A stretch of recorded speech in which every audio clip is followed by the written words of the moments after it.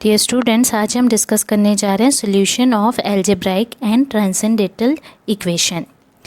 तो सबसे पहले ये ज़रूरी है यहाँ जानना अलजेब्राइक और ट्रांसेंडेंटल इक्वेशन हम किसे कहते हैं। तो कंसिडर करते हैं f of x is equals to a0 x raise to n plus a1 x raise to n minus 1 से लेके an तक, जहाँ पे a आपका कांस्टेंट है और n एक पॉजिटिव इंटीजर है।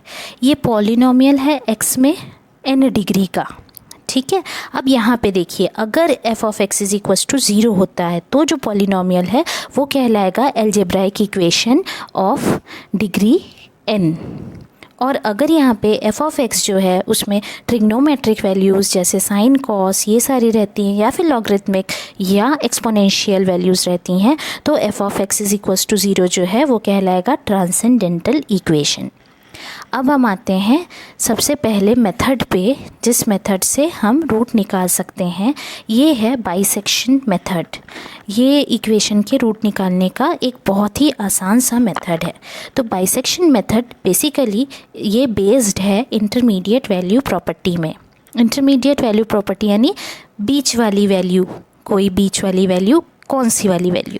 तो यहाँ मान के चलें एफ ऑफ एक्स जो है वो कंटिन्यूस है ए और बी के बीच में, और एफ ऑफ ए की वैल्यू आती है नेगेटिव, एफ ऑफ बी की वैल्यू आती है पॉजिटिव, जिसको आप यहाँ से देख सकते हैं। एफ ऑफ ए जो है वो आपका नेगेटिव है, एफ ऑफ बी जो है वो आपका पॉजिटिव है, ठीक है। तो फर्स्ट अप्रॉक्सीमेशन रूट का होगा x1 is equal to 1/2 a plus B. और अगर एफ ऑफ x1 0 है तो इसका मतलब x1 रूट होगा f of x is equal to 0 का। और अगर ये ऐसा नहीं है तो फिर जो रूट है वो कहाँ लाई करेगा, a और x1 के बीच में, या x1 और b के बीच में। तो एफ ऑफ x1 पॉजिटिव या नेगेटिव होगा। तो फिर इंटरवल जो है उसको हम बाइसेक्ट करेंगे या तोड़ देंगे या डिवाइड कर देंगे और प्रोसेस कंटिन्यू होगा। अब मान लीजिए एफ ऑफ x1 जो है वो पॉजिटिव है, तो रूट जो है वो बिटवीन a एंड x1 होगा। तो सेकेंड अप्रॉक्सीमेशन होगा आपका x2 is equal to 1/2 a plus x1। और अगर एफ ऑफ x2 नेगेटिव है तो रूट जो है वो x1 x2 के बीच में होगा, तो अप्रॉक्सीमेशन होगा x3 is equal to 1/2 x1 plus x2। Question solve करेंगे तो ज़्यादा अच्छे से ये हमको समझ में आएगा। यहाँ पे एक क्वेश्चन है, find root of equation x³ minus 4x minus 9 using bisection method correct to 3 decimal places. तो सबसे पहला काम ये करना है कि ये जो क्वेश्चन में इक्वेशन दिया हुआ है उसको एफ ऑफ एक्स ले लें। अब उसके बाद x की वैल्यू रखें 0 1 2 3। कब तक रखना है, जब तक हम ये नहीं देखते कि एक वैल्यू पॉजिटिव और एक नेगेटिव आई। एफ ऑफ 3 में ये रोक क्यों दिया हमने, क्योंकि एफ ऑफ 2 नेगेटिव था और एफ ऑफ 3 पॉजिटिव था। इसका मतलब कि रूट जो है वो 2 और 3 के बीच में है। तो फर्स्ट अप्रॉक्सीमेशन जो है रूट का वो हो जाएगा x1 is equal to 1/2 2 plus 3, ठीक है, ये 2 और ये 3।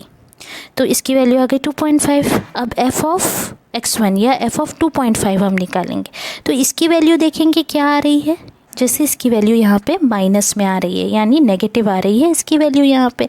तो इसका मतलब ये हुआ कि जो रूट है हमारा वो x1 और 3 के बीच में लाई कर रहा है, क्योंकि एफ ऑफ 3 आपने निकाला था पॉजिटिव, ठीक है। तो इसीलिए x1 और 3 के बीच में लाई कर रहा है। तो सेकेंड अप्रॉक्सीमेशन आपका हो जाएगा x2 is equal to 1/2 x1 plus 3।